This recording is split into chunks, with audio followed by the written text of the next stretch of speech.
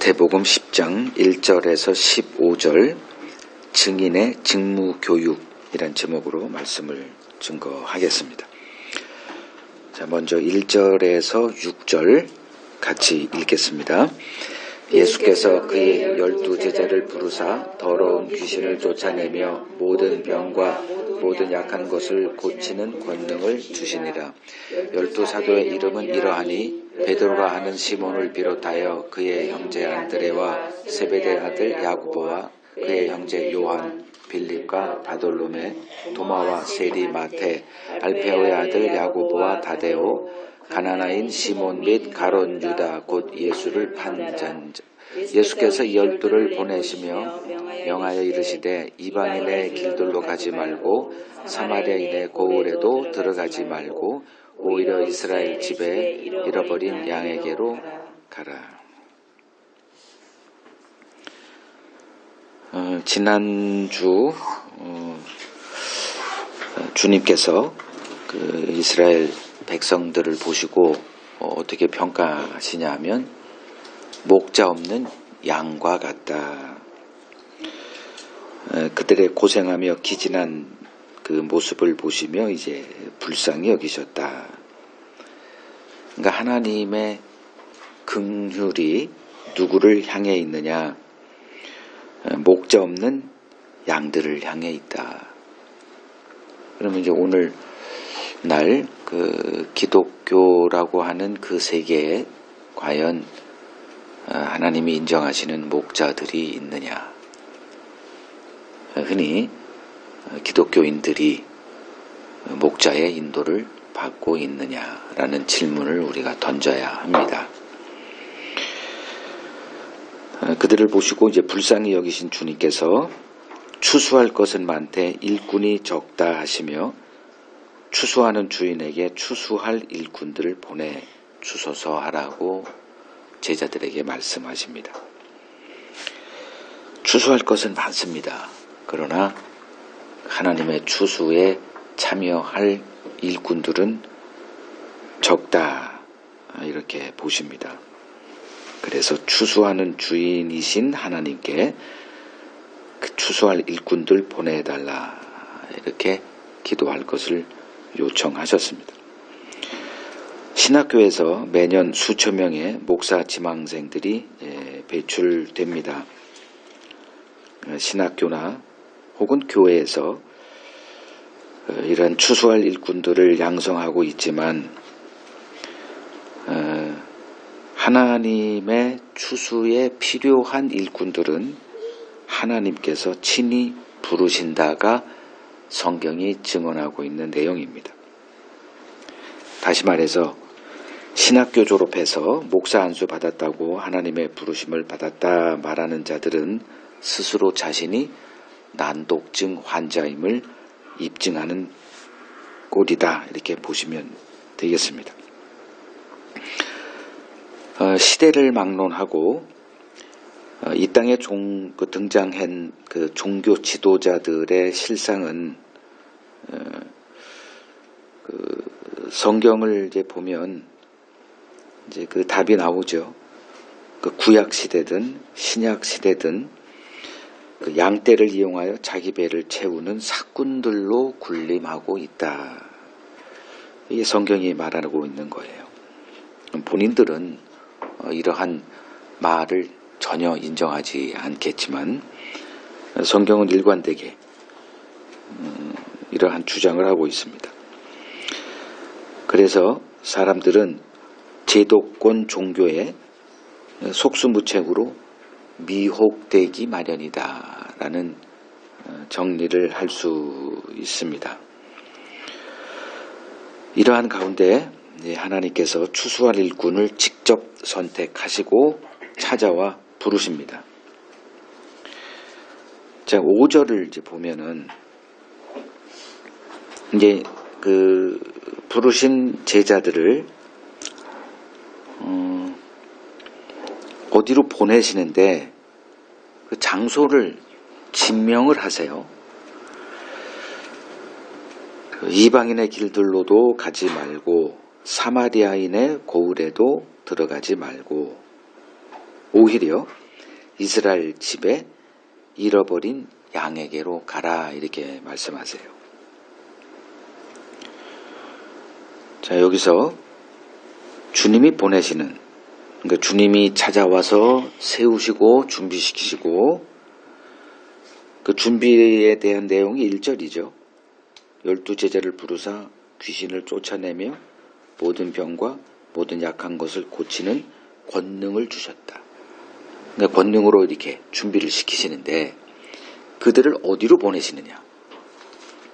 이스라엘 집에 잃어버린 양에게로 가라 이렇게 말씀하세요. 자, 이스라엘 집에 잃어버린 양. 여기서 이스라엘 집이란 뭘 뜻하는 걸까요? 이스라엘 집. 요것을 우리가 이제 이렇게 정의 내릴 수 있어요. 하나님의 언약 백성. 그래서 이스라엘 집에 잃어버린 양에게로 가라라고 할 때 하나님의 이 머릿속에 담겨진 그 숫자가 있죠. 그게 바로 언약 백성의 총수라는 겁니다. 이건 하나님만이 알고 계세요. 그러니까 모든 자들을 다 구원하는데 하나님의 관심이 있는 게 아니라 요 총수를 채우는 일이 하나님의 관심사라는 겁니다. 제 설교의 언제나 그 중심에는 하나님의 구원이 담겨져 있습니다. 이것이 이제 오늘날 그러니까 종교화된 기독교의 구원 개념과 이게 충돌이 되기 때문에 그러니까 많은 사람들이 이제 혼란스러워하지요. 왜 저런 설교를 하지? 저는 제 일을 하는 거예요. 하나님의 증인된 자들은 우리 일을 하는 게 아닙니다. 하나님의 일을 증언해야죠. 오죽하면 하나님께서 그 일을 할 사람들을 특별히 부르시고 하나님의 영을 부르시고 부어주시고 권능으로 채워서 보낼까요? 하나님의 그 구원 경륜은 이 세상이 상상도 하지 못하기 때문에 그렇습니다. 그 일을 하라고 우리를 이제 부르시고 이제 세상으로 보내십니다. 어디로 보내느냐? 이스라엘 집에 잃어버린 양에게로 가라 이렇게 그곳으로 보내십니다. 우리들의 설교의 대상은 바로 그들을 향해 있어야 합니다. 그러니까 같을 수가 없죠. 많은 사람들을 이렇게 구원시켜서 뭐 교회도 부흥시키고 뭐 이러한 자들의 설교와 하나님의 그 언약 백성의 총수를 생각하며 그들을 향해서 선포되는 설교가 같을 수가 없습니다. 자, 로마서 11장을 보시죠. 로마서 11장 25절.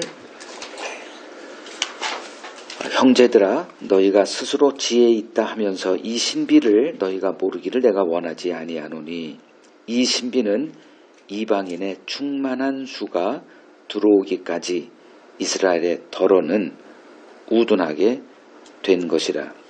그리하여 온 이스라엘이 구원을 받으리라 이렇게 말합니다.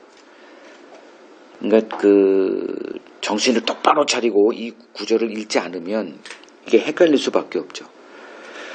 아니 뭐 이방인의 충만한 수는 또 뭐고 그리하여 온 이스라엘이 구원을 받는다?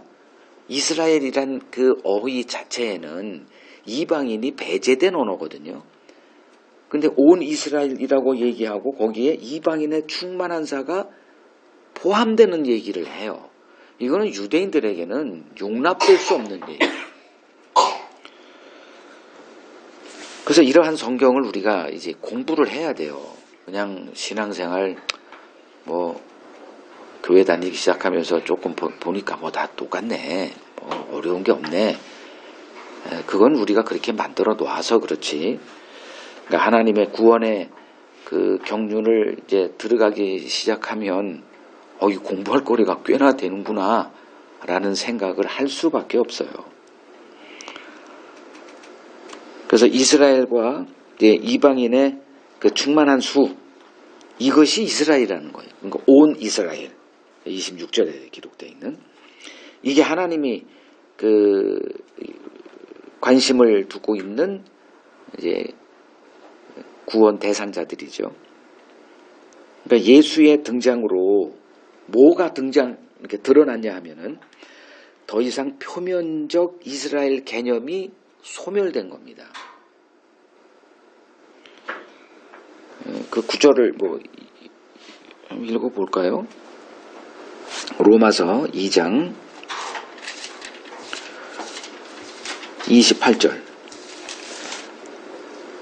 표면적 유대인이 아니라 표면적 육신의 할례가 아니라 29절. 오직 이면적 유대인. 그러니까 겉으로 볼 때는 혈통으로 뭐 이스라엘 사람들이. 근데 그것이 뭔 문제냐. 이제 바울이 복음을 깨닫고 나서 이 하나님의 구원의 대상이 어떤 건지를 알고 나서 이런 소리를 하는 거예요. 오직 이면적 유대인이 유대인이고 할례는 마음에 할지니 영에 있고 율법 조문에 있지 아니한 것이라. 로마서 또 갑시다. 9장. 로마서 9장 6절에서 8절 봅니다. 그러나 하나님의 말씀이 폐하여진 것 같지 않도다. 이스라엘에게서 난 그들이 다 이스라엘이 아니요. 자, 이스라엘에게서 났으면 이스라엘이지. 뭔 다른 정의가 필요해요? 근데 복음을 하게 된 거예요, 바울이. 그래서 이런 소리 하는 거예요. 이스라엘에서 났으면 이스라엘인데 이스라엘에서 났다고 다 이스라엘이 아니다. 이렇게 얘기를 해요. 7절. 또한 아브라함의 씨가 다 그의 자녀가 아니다. 아브라함이 낳았는데 그들이 다 씨냐 이렇게 얘기를 해요. 씨라는 얘기는 약속의 씨를 얘기할 때 등장하는 씨, 어휘가 씨라고 하는 거예요. 오직 이삭으로부터 난 자라야 내 씨라 불리리라 하였으니 곧 육신의 자녀가 하나님의 자녀가 아니요 오직 약속의 자녀가 씨로 여기심을 받느니라 이렇게 말합니다.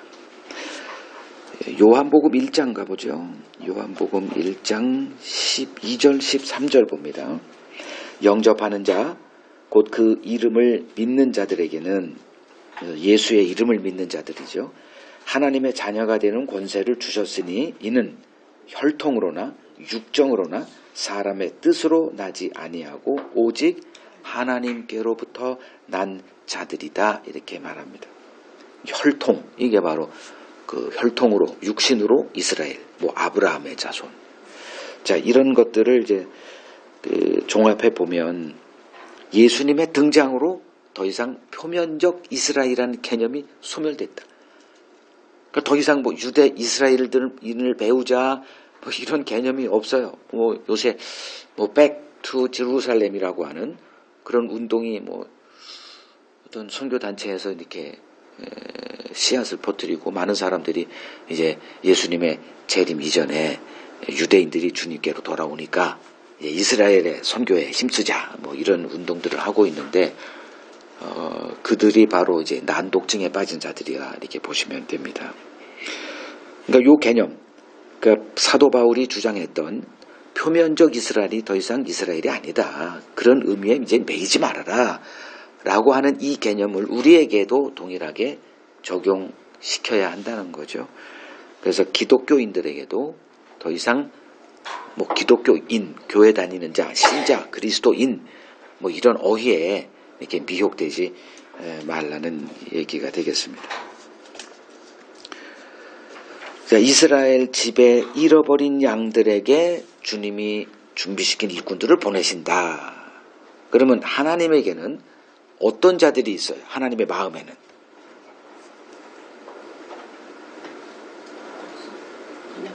잃어버린 자들이. 자, 잃어버린 자식이 있는 부모, 발 뻗고 잘 수 있습니까? 불가능하죠. 뭐 누구나 이제 그 자녀를 키우다 보면 한 번쯤은 잃어버릴 수가 있어요. 저희도 그런 경험이 있고. 그냥 멘붕이에요, 멘붕. 그러니까 예수님도 잃어버린 적이 있죠. 부모에 의해서 12살 그 누가복음에 등장하죠. 그때 부모들이 이제 사울 후가 돼서 이제 알게 된 거예요. 그때 어떻게 했어요? 모든 일이 멈추는 거예요. 시계가 멈췄다 그러죠. 역사가 멈추는 겁니다. 그래서 다시 왔던 예루살렘으로 돌아가서 찾아 헤매다가 성전에서 열심히 누구하고 얘기하고 토론하고 있는 예수를 보고 이 뿔딱지가 난 거죠. 그러니까 잃어버린 자녀를 둔 부모 심정이나 잃어버린 자녀를 갖고 계신 아버지 하나님의 심정이나 동일하다 이거예요.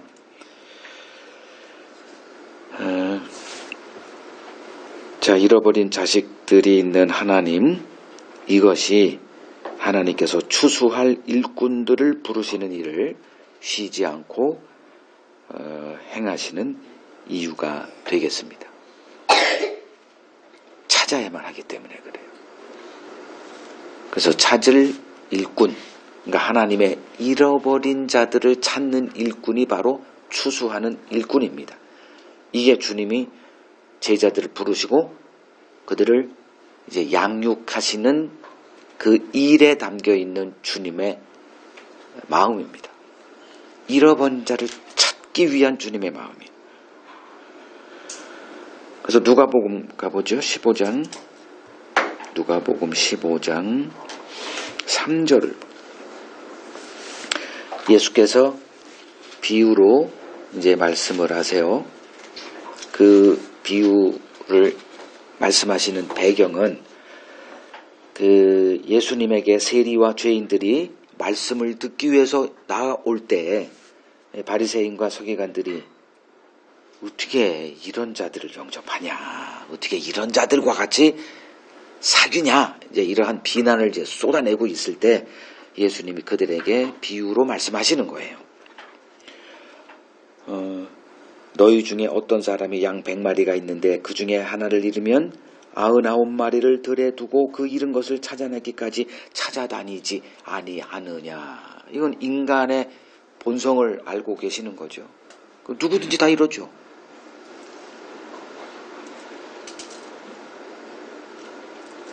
이거는 변함없는 부모의 심정이에요. 그러니까 그 동물로 비유하죠. 뭐 인간 자녀를 비유한 게 아니라 동물, 짐승 양 100마리를 키우고 있는 그 목자가 아침에 세 보니 하나가 없어. 아이고 뭐 99마리 있으니 됐지. 이런 목자라면 이거는 사꾼이죠. 이거는 목자가 아니에요. 그냥 어떻게 관리하다가 에이 재수없어 하나 잃었네. 그리고 그냥 99개만 지키고 있다? 이거는 진정한 목자가 아니죠. 보통 어떻게 하느냐. 그 100마리의 내 새끼예요. 근데 그 중에 한 마리 양을 잊어버리게 된 것이 드러나면 어떻게 한다? 찾아낼 때까지 찾아내지 않겠느냐. 찾아내기까지 찾아다니시는 그 주님의 그 열심이 추수하는 일꾼을 부르시고 그들을 준비시키시고 겸비시키셔서 보내시는 이 일을 하나님이 포기하지 않으시는 이유다. 이렇게 보시면 됩니다.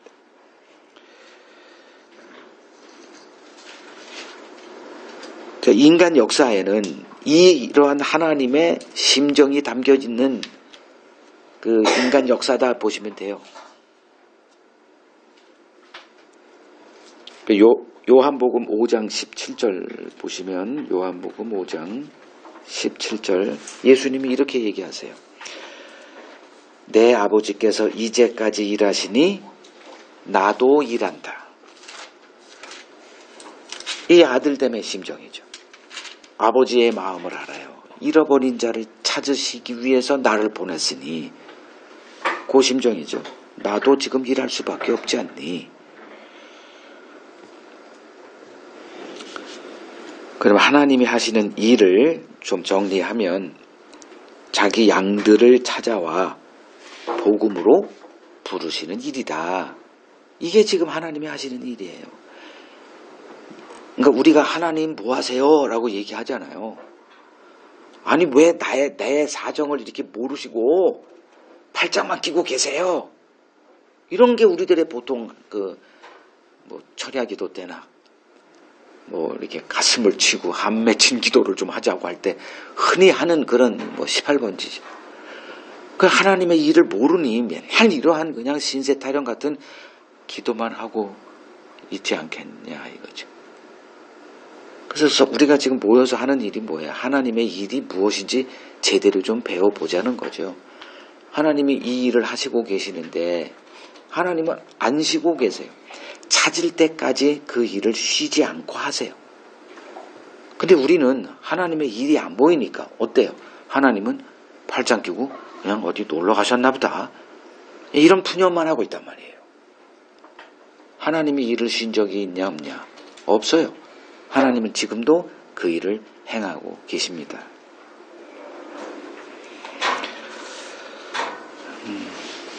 그러면 하나님께서 이 자기 양들을 찾아와서 부르시는 그 일의 결과물이 무엇이냐 이것쯤은 알아야 될 거 아니에요.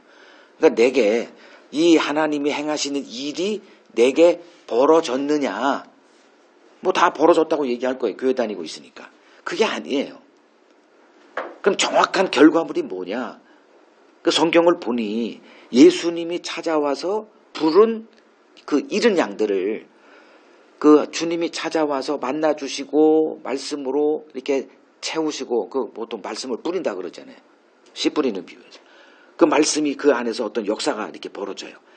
그 결과물이 뭐냐? 이걸 보고 아 주님이 내게 찾아왔구나.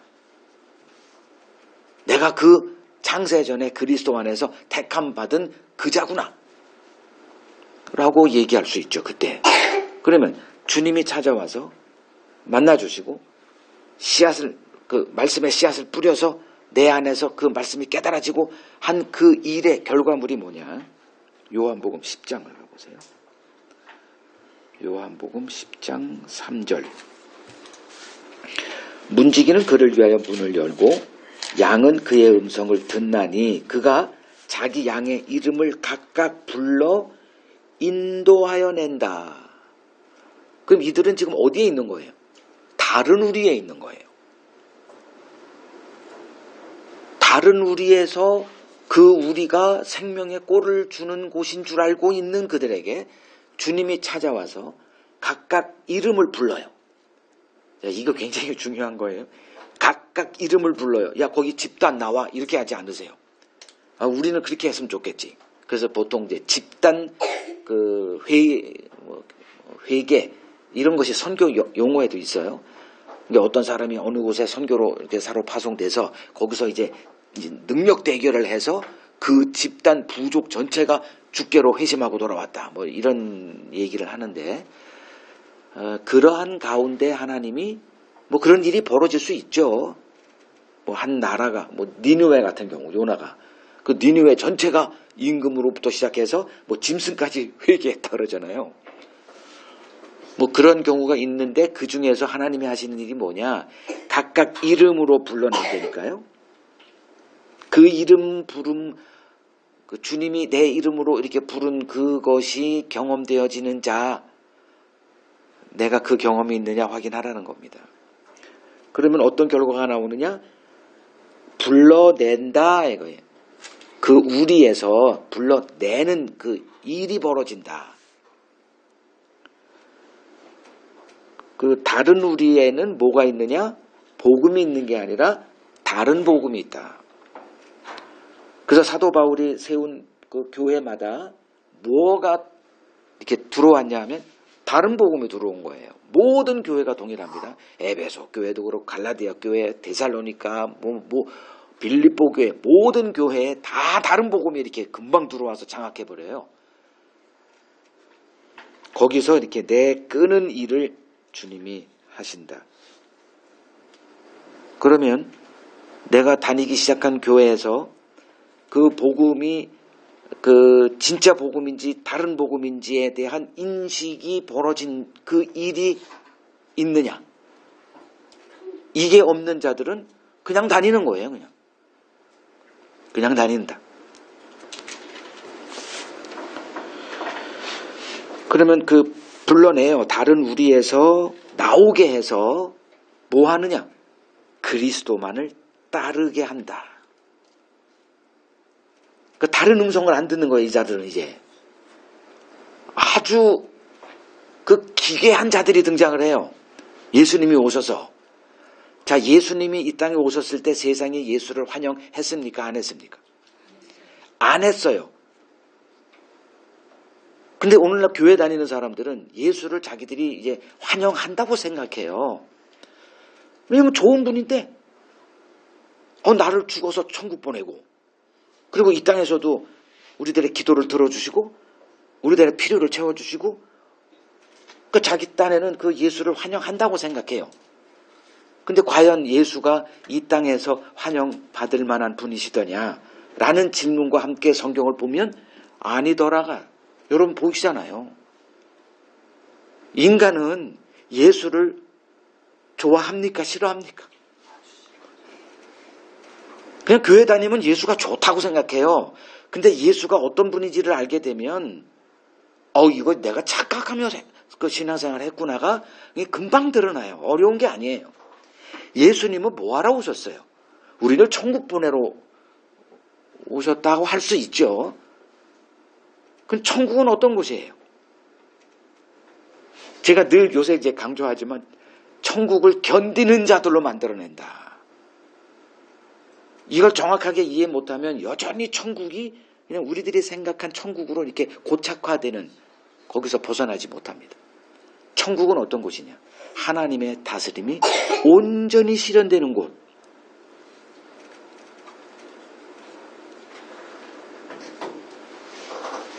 지금 우리는 어떤 자로 이 땅에 살아가느냐? 하나님의 다스림을 완전히 배제시킨 자들이에요.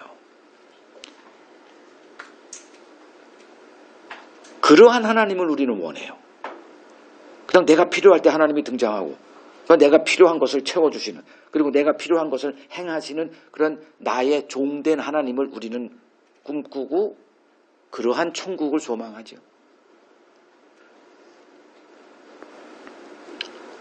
이제 그러한 자들로 하나님이 우리를 만들어 가시는 그 일을 보고 있느냐. 그것이 예수 그리스도의 음성만 듣고 그분의 인도함에 내 삶을 맡기는 자들로 이렇게 등장하게 된다는 거예요. 이 결과물이 여러분들에게 벌어졌느냐? 아니면 여전히 예수 믿기 전이나 믿은 후나 다른 거는 나 예수 믿고 교회 다니는 것만 달라. 그리고 내 삶이 그 그리스도의 말씀에 지배를 받고 그 다스림 안에서 내가 부인되고 내 십자가를 지고 주를 따라가는 그 삶이 있느냐, 이걸 확인하라는 거예요. 그러니까 오늘날 기독교가 말하는 구원받음의 증거 여러 가지들 제시하는데 거기에 제가 지금 말씀드린 이 일이 있느냐 따져보라는 거예요. 그러니까 주님은 자기 양들을 찾아가십니다. 잃어버린 자들을 찾아가요. 그리고 그들을 불러냅니다. 그리고 그리스도 안의 세계에 머물게 하세요. 그리고 다시는 그들의 먹잇감이 되지 않도록 그들을 그리스도를 아는 지식으로 그들을 양육을 하십니다. 이들은 그리스도를 아는 지식으로 이렇게 세워져 가는 그것이 그들의 신앙생활의 본질이에요. 그래서 구약을 보든 신약을 보든 오로지 그리스도의 관점으로만 성경을 보는 자들이 됩니다. 그 결과물을 이제 사도 바울이 에베소서에 이렇게 말하고 있습니다. 에베소서 4장 11절에서 14절 제가 읽어드립니다.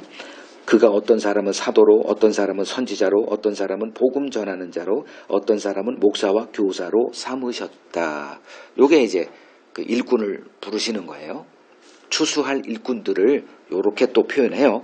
자, 12절. 이는 이렇게 하나님께서 어떤 사람들을 요런 자들로 이렇게 세우심은 성도를 온전하게 하여 봉사일을 하게 하며 그리스도의 몸을 세우려 하심이라. 13, 14절. 우리가 다 하나님의 아들 예수 그리스도를 믿는 것과 아는 일에 하나가 되어 온전한 사람을 이루어 그리스도의 장성한 분량이 충만한 데까지 이르리니 이는 우리가 이제부터 어린아이가 되지 아니하여 사람의 속임수와 간사한 유혹에 빠져 온갖 교훈의 풍조에 밀려 요동하지 않게 하려 함이라. 이걸 흔히 이제 분별력이다 이렇게 얘기합니다. 속지 않는 거예요. 그냥 가만히 내버려 두면 그냥 속게 돼 있는 게 이 세상이거든요. 그래서 아까 제가 그 종교 지도자들의 실상에 대해서 언급할 때 사람들은 제도권 종교에 속수무책으로 미혹되기 마련이다 이렇게 말씀을 드린 겁니다. 그러니까 예수님이 날 찾아왔다. 어떤 결과물이 등장하느냐? 안 속는 거예요. 이제는 다시는 안 속아. 다시는 그곳으로 안 돌아가. 이것이 벌어졌느냐? 아니면 그냥 뭐가 달라? 이 사람이 왜 우리 목사님을 흉을 봐?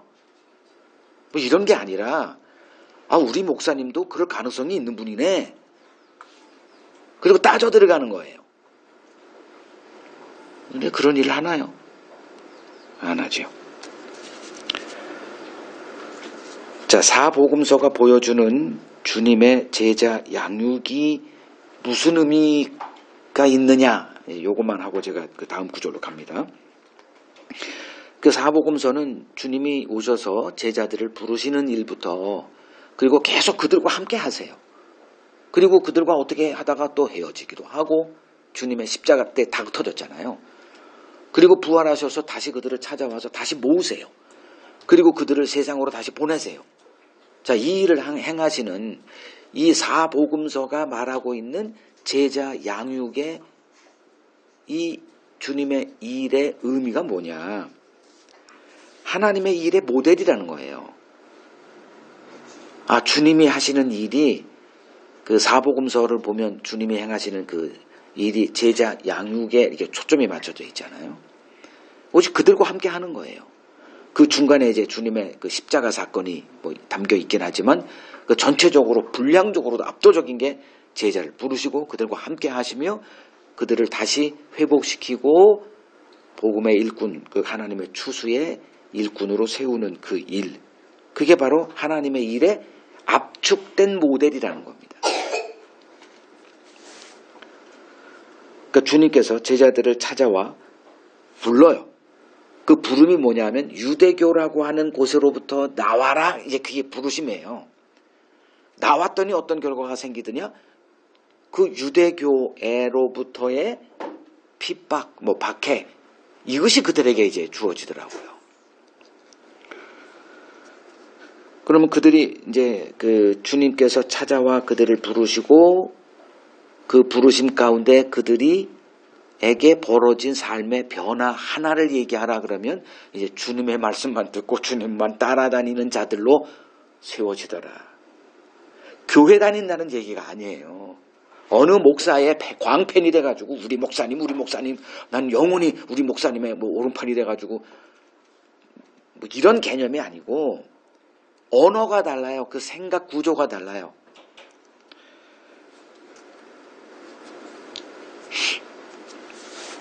그래서 교회는 이러한 사도들의 터 위에 세워져 있다 이렇게 얘기합니다. 에베소서 2장 20절에 이러한 교회가 바로 사도 바울이 말하는 진리의 기둥과 터이라는 것입니다.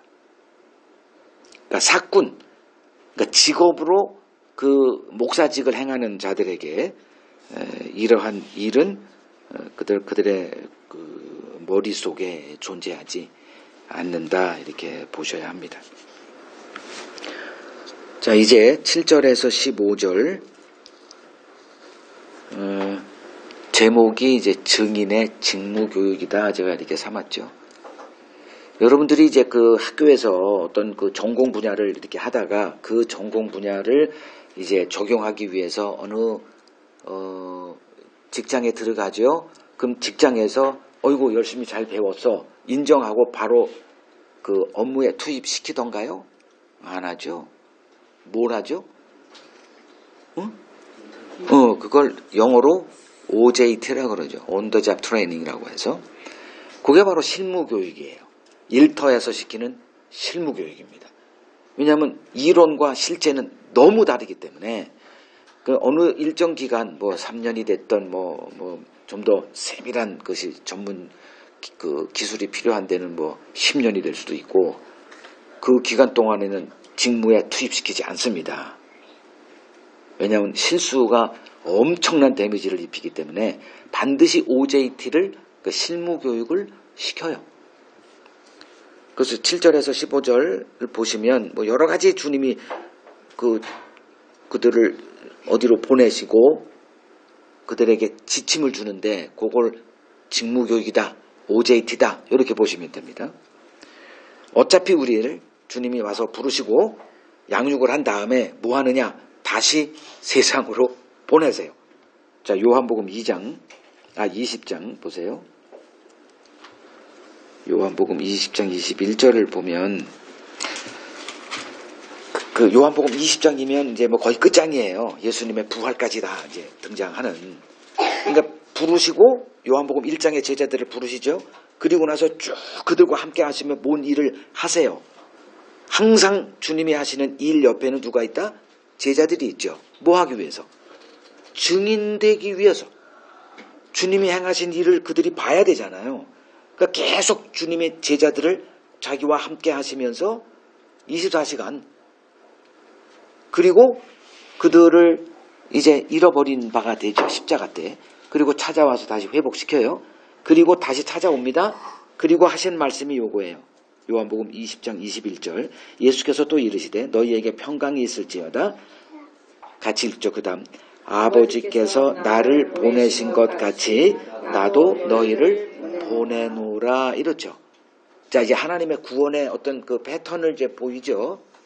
요게 주님이 사복음서에서 보여주신 그 제자 양육의 의미라는 거예요. 다시 그들을 세상으로 보내는 거예요. 고로 작업을 하기 위해서 주님이 세상에서 우리를 나와서 주님의 말씀 안에서 우리를 양육을 한 다음에 즉 증인 그리스도의 증인으로 세운 다음에 다시 세상으로 내보낸다. 요게 하나님의 구원 패키지 속에 담겨있는 하나님의 그 한 과정이라는 거예요. 다시 보내세요. 요 7절에서 15절이 세상으로 보낼 그 당신의 종들에게 주신 직무 교육이다. 이렇게 보시면 되죠. 자, 7절, 8절 이제 하나하나 네 가지가 나오는데 그 내용이 뭔가 이제 지금 우리가 오늘 내용은 뭐예요? 이 세상으로 내보내질 증인 때문에 직무 교육이다. 이렇게 들으시면 되는 거예요. 자, 7절, 8절 읽습니다. 가면서 전파하여 말하되 천국이 가까이 왔다 하고 병든 자를 고치며 죽은 자를 살리며 나병 자를 깨끗하게 하며 귀신을 쫓아내되 너희가 거저받았으니 거저주라. 자, 여기서 이제 병든 자를 고치며 라고 얘기를 하죠. 주님이 제자들을 세상에 보내며 병자를 고치라 하셨네? 근데 김성훈 목사 설교를 들어보면 병 고치는 것은 아니라면서 나 반복하지 않을게요. 그건 여러 번 했기 때문에 또 할 때마다 하면 나 다른 설교 못하니까. 주님은 우리를 육신의 병을 고치러 그게 아니다. 병 고치고 고침받고 싶으면 어디 가라? 병원 가라 그랬잖아요. 그러니 실손보험 들으시고 예수 믿었으니 이제 나 병도 안 고치고 나 실손보험도 안 해. 이건 어리석은 행동이에요. 그건 나중에 낭패당하지 마시고 실손보험 들으시고 생명보험 들으시고 병 걸릴 거니까 뭐 어쩌다 예수님이 고쳐주실 수도 있는데 그건 그런 행운을 기다리고 신앙생활 하지 마시고 보험 들으세요. 나중에 그냥 아이씨 우리 목사님 그냥 설교 듣고 내가 보험 다 깬 사람들 무수하게 많습니다. 그걸 믿음이라고 그거 아니에요. 그거. 자, 여기서 제가 지금 빙점을 찍고 싶은 게 뭐냐면 제일 끝구절 거저받았으니 거저주래요. 거저받았으니 거저주라. 아씨 이거 장사가 안 되네. 아니 목사들이 요새 뭐예요? 거저줍니까? 아니죠. 이거 진짜 어려운 일이거든. 우리가 어떤 일을 행할 때는 뭘 생각하고 그 일을 합니까? 그러니까. 돌아올 어떤 것을 생각하며 하잖아요. 이건 본능이에요, 우리를. 내가 누구에게 친절하게 하거나 누구를 사랑하거나 누구를 돕거나 얘들한테 서울우유를 주거나 돌아올 거 생각하고 하는 거요. 얘들아 알아?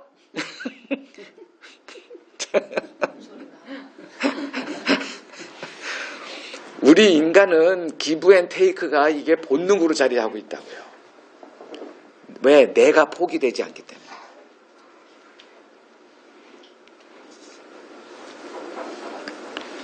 근데 거저주래요. 이유는 거저받았지 않았냐. 요게 이유예요. 거저받았는데 그걸 주는 것을 뭘 이득을 생각하고 돌아올 걸 생각하면서 한다?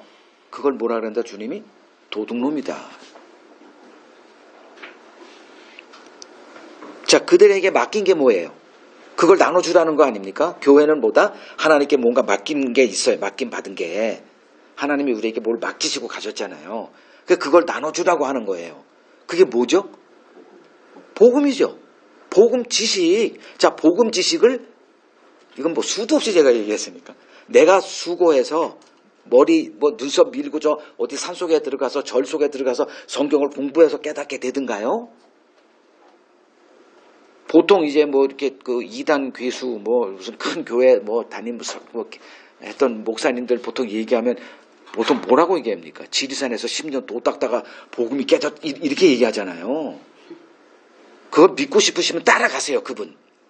근데 성경은 그렇게 얘기한 적이 없어요. 우리들의 노력을 100% 배제시키고 그냥 온전히 뭐라고 얘기하냐면 계시라는 단어로 얘기를 하세요. 그냥 하나님께서 자기 택한 자들에게 그 일을 행할 자들에게 오셔서 눈과 귀와 마음을 열고 그냥 알게 하신다. 요거예요. 그러니까 이 세상 어느 누구도 하나님의 일을 공부나 학습을 통해서 배울 수가 없기 때문에 이건 노력이나 학습으로 되는 게 아니에요. 이 땅의 상식과 하나님의 나라의 상식은 하나도 오버랩 되는 게 없어요. 완전히 다릅니다. 그걸 학습으로 깨달을 수 있는 게 아니에요. 그냥 하나님이 은혜의 눈을 은혜의 경륜으로 그 흔히 얘기하는 들을 귀를 주심으로 알아듣게 하시는 거예요. 어느 날 알아들었다? 이런 거예요. 그냥 어느 날 알게 돼. 그러지 않았어? 어느 날 그냥 알게 돼. 제가 그랬었지. 제가 산 증인이에요. 여러분들도 다 동의, 이건 설득이 되는 게 아니야. 이건 합의될 수 있는 게 아니야. 그냥 각자에게 맡기는 거예요. 이건. 내가 그걸 인정해야 돼요. 맞아. 내가 그냥 어떻게 됐어. 이렇게. 어느 날 듣고 있는데 깨달았어. 이런 거예요. 그러면 내 복음 지식, 지금 알고 있다고 하는 복음 지식, 제가 지금 이렇게 여러분들에게 이렇게 소리치면서 하는 이 지식이 내 노력의 결과물이라면 거저주면 안 되죠. 그죠? 1시간당 얼마씩 이렇게 해서 강사가 열심히 공부하고 교수들이 열심히 공부했잖아요. 그죠? 놀지 않고 그리고 유학 갔다 오고 한 비용값을 다 계산해서 거기에 이렇게 수수료가 돼서 일당이 되든 월급이 되든 연봉이 나오는 거 아닙니까? 그러면 하나님은 우리에게 거저 주셨거든. 그럼 그걸 나눠 주릴 때 어떻게 알아? 거저 주라가 되는 거죠. 믿음도 선물이고 복음 지식도 선물이고 은사도 선물이에요. 그거를 어떤 것을 계산해서 얻을 생각으로 한다? 그게 바로 도둑놈이다 이렇게 얘기하는 거예요. 그걸 사꾼이다 이렇게 얘기하는 거예요.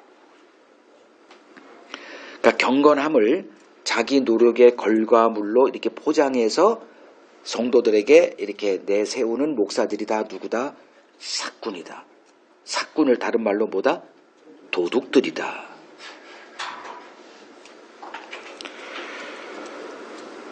그 신앙의 경륜이란 현재 나의 모든 것이 하나님의 은혜의 산물임을 알고 겸손하게 행하는 것이 바로 신앙의 경륜이다. 나 30년 신앙생활했어. 그래서 내가 이렇게 했어. 이런 말이 나올 수가 없습니다. 자, 9절에서 10절 읽겠습니다. 너희 전대에 금이나 은이나 동을 가지지 말고 여행을 위하여 배낭이나 두벌옷이나 신이나 지팡이를 가지지 말라. 이는 일꾼이 자기 먹을 것 받는 것이 마땅함이라.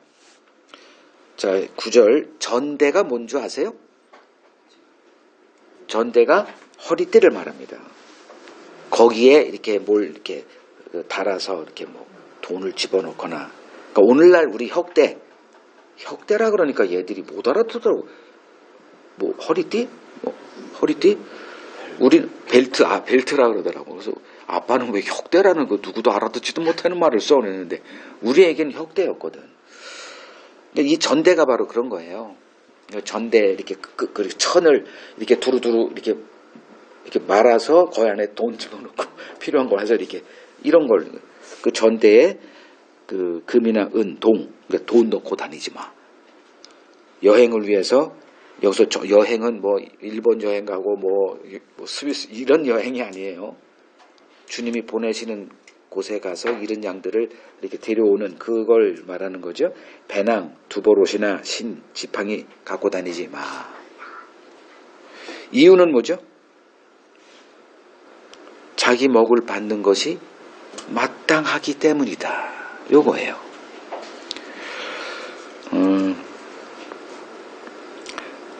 나라가 군사를 모집할 때 그 군사를 모집한 후에 그들의 삶을 나라가 책임져 주는 전제 조건이 깔려 있죠. 군대 이렇게 와. 한 3년 동안 일해. 대신 니들이 책임져라? 그러면 어떻게 해야 돼? 뭐 한 1억 챙겨가지고 가서 군대 뭐 이렇게 생활하나요? 아니죠. 요새는 좀 그 월급도 주고 그 월급을 가지고 거기서 이제 맛있는 것도 먹고 뭘 한다 그러더라고요. 근데 우리 때는 진짜 10원 한 장 안 가져갔거든.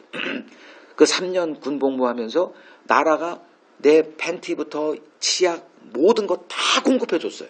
그러니까 일도 필요 없어. 그냥 들어가면 돼. 머리도 깎아주고. 또 뭐? 근데 도둑은 조심해야 돼. 저는 훈련소 나오고 자대 배치 받는 때 2벌 새 옷을 줘요. 그 2벌이 그날 밤 없어졌어. 그래가지고 이제 이게 군생활이구나 이제 딱 떠오르더라고. 그 다음 날부터 이제 남의 그 부대를 돌아다니면서 오등치는 일만 한 거야.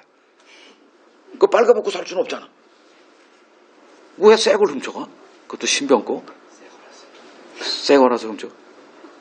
그걸 이제 훔치는 일을 그냥 이렇게 또 가져가. 그러면 또 훔치고. 그건 조심해야 되지만 하여간 나라에서 다 주더라. 마찬가지로 주님의 일꾼을 누가 책임져 준다? 주님이 책임져 주더라. 그러니까 복음에 증인된 우리들은 누가 나의 보스예요? 나를 부르신 그분이 나의 보스예요. 그러니까 그분이 제가 종종 그러죠. 주님 왜 이렇게 연봉이 짜? 응?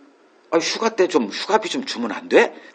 이런 투덜투덜거리긴 하는데 그래서 제가 여기서 이제 이렇게 얘기를 드릴게요. 복음에 증인된 신자는 주님이 주시는 것으로 만족하는 법을 배워야 한다.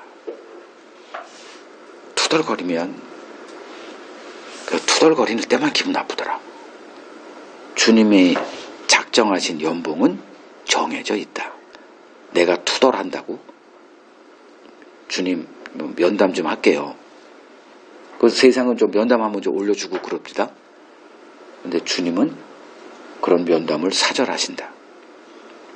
그러니까 알아서 기라 이거예요. 자, 11절에서 13절 하여간에 주님이 책임져 주세요. 뭐 알아서 기라 그러니까 그게 아니고 주님이 책임져 주신다예요. 주님의 약속은 빈 공짜, 공약이 없다. 그 말씀이 곧 현실이다. 그건 여러분들이 이제 그 믿음 생활 하시면서 경험하시면 되고요. 11절에서 13절 읽겠습니다. 어떤 성이나 마을에 들어가든지 그 중에 합당한 자를 찾아내어 너희가 떠나기까지 거기서 머물라. 또 그 집에 들어가면서 평안하기를 빌라. 그 집이 이에 합당하면 너희 빈 평안이 거기 임할 것이요 만일 합당하지 아니하면 그 평안이 너희에게 돌아올 것이니라. 자, 11절에서 13절은 9절에서 10절의 하위 버전 이렇게 보시면 돼요. 연결되어 있는 거예요. 자, 보내요. 그러면 가야죠.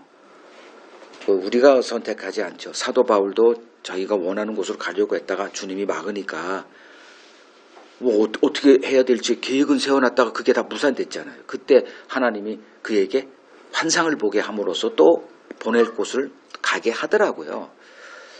그때 어떤 일이 벌어지더냐. 11절에 뭐 하래요?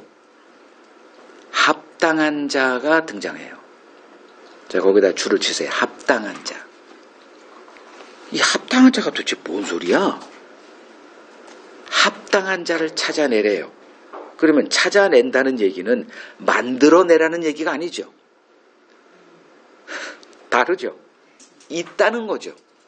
누가 있게 해요? 주님이 준비시켜 놨다는 거예요. 그러니 뭐 하지 마라. 전대에 금은동 챙겨갈 생각 말어. 내가 뭘 준비시켜놨다? 합당한 자 준비시켜놨으니 그를 찾아내서 그곳에 머물러 딴 데 이렇게 기웃거리지 말고 요거예요.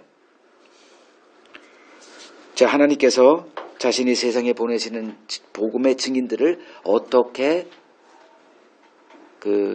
케어하시느냐 요거 비밀을 살짝 암시해주고 있죠. 합당한 자들을 준비시켜 놓았으니 찾아내. 그리고 거기에서 그들의 공궤를 받고 지내. 이겁니다. 자, 구약 신약 예를 들어줄게요. 엘리야 누구죠?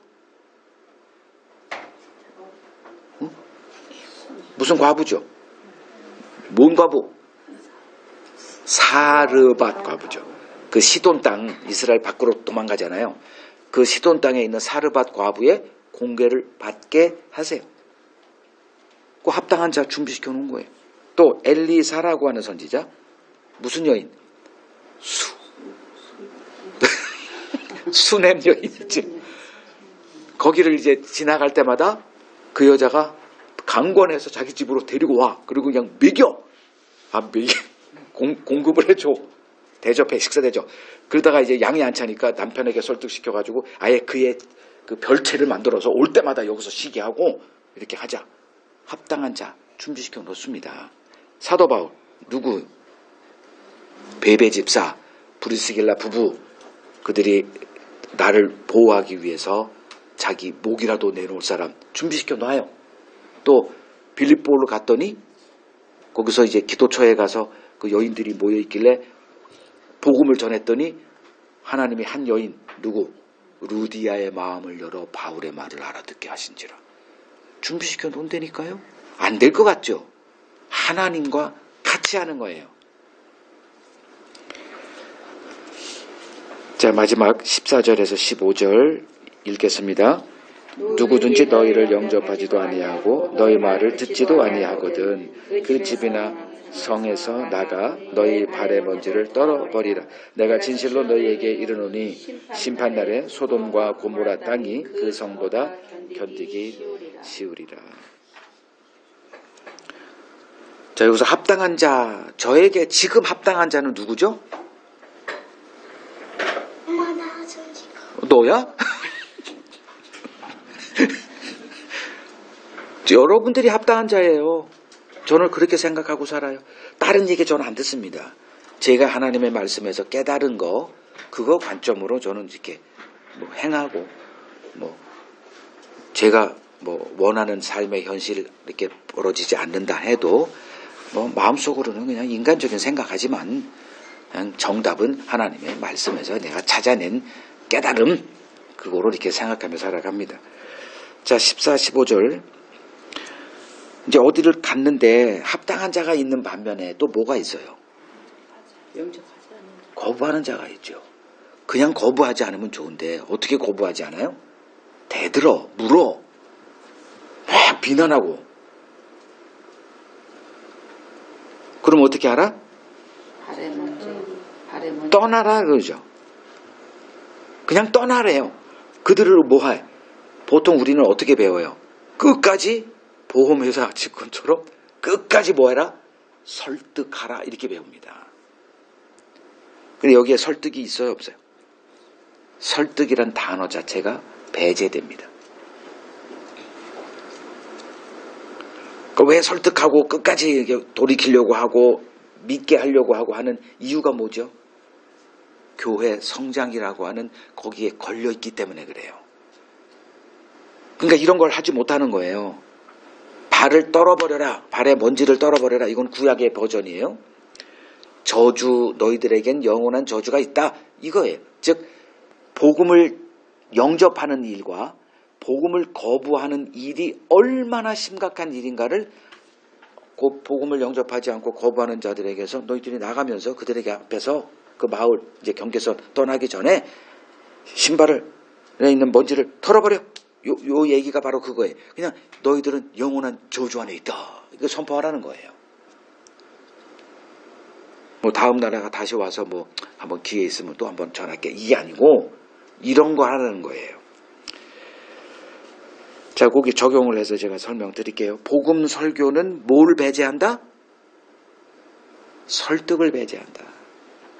설득할 생각 마세요. 예수님이든 사도들이든 그들의 설교엔 뭐가 빠져있다? 설득이 빠져 있어요. 자, 그럼 뭐 제가 그냥 주장하는 게 아니라 성경을 보죠. 고린도전서 2장 1절에서 5절 보세요. 고린도전서 2장 1절에서 5절. 형제들아 내가 너희에게 나아가 하나님의 증거를 전할 때, 그러니까 그 설교할 때 그 소리죠. 뭘 하지 않았다? 말과 지혜의 아름다운 것으로 아니했다. 요게 설득이에요.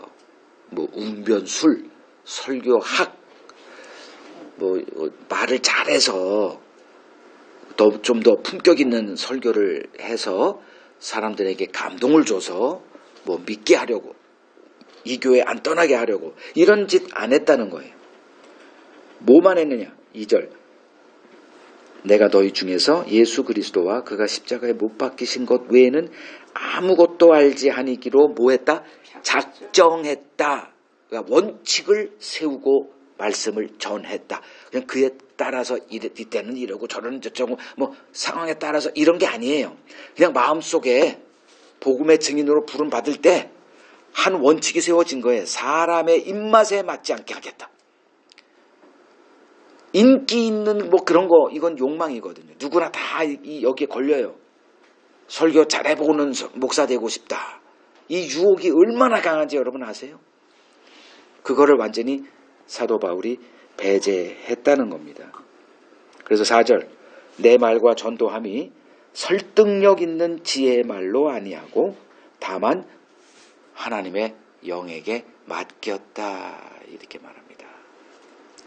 내 인간적인 어떤 것이 개입되지 않기 위해서 오직 십자가만 전하겠다. 십자가는 뭐죠? 이 세상을 정죄하는 겁니다.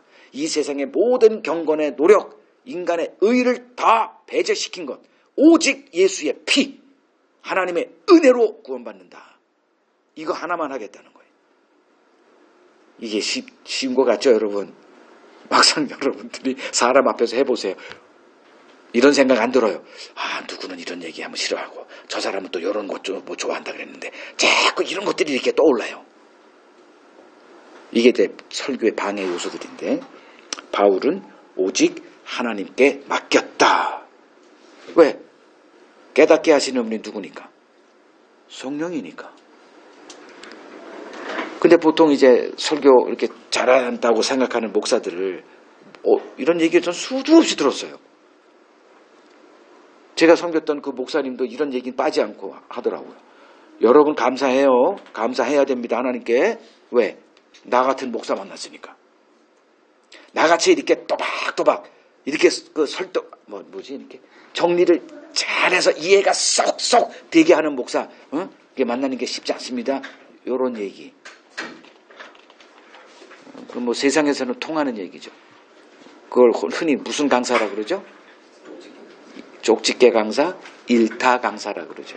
요새 정부가 이제 그 일타 강사들을 때려잡겠다 뭐 날치고 다니는데,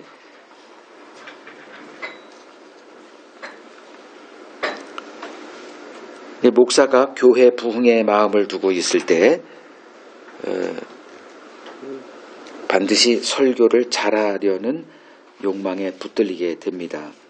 그 결과는 영의 양식이 아닌 육의 양식만 공급되는 결과물이 드러납니다.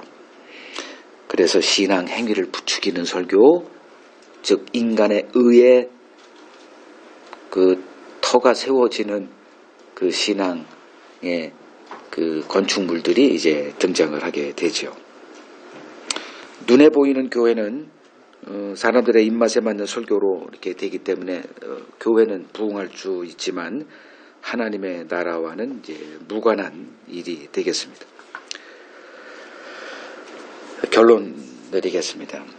교회는 하나님의 잃어버린 양을 찾기 위해 세상으로 보냄받은 하나님의 증인들이다. 이걸 잊어서는 안 됩니다. 그들을 찾는 도구로 우리에게 맡겨진 것이 복음입니다. 교회는 복음의 증인 역할을 얼마나 충실히 수행하느냐에 따라 그 존재 가치가 증명이 됩니다. 복음의 증인된 우리가 힘써야 할 일이 있죠. 복음 실력을 증진하는 일입니다. 디모데후서 2장 15절 제가 읽어드릴게요. 너는 진리의 말씀을 옳게 분별하며 부끄러울 것이 없는 일꾼으로 인정된 자로 자신을 하나님 앞에 드리기를 힘쓰라. 이렇게 말합니다. 하나님 앞에 부끄러울 것이 없는 일꾼으로 인정된 자로 세워져 가고 계십니까? 이 일에 힘쓰는 것이 천국을 준비하는 자의 지혜로움이다. 이 세상 모든 것들은 다 사라질 것입니다. 남은 것은 하나님의 말씀뿐이라는 것 꼭 명심하시고 그 일에 증인으로 부름받은 우리들 하루하루 내가 어디에 시간을 투자하고 마음을 쏟고 살아야 할지 잘 생각하시길 소망합니다.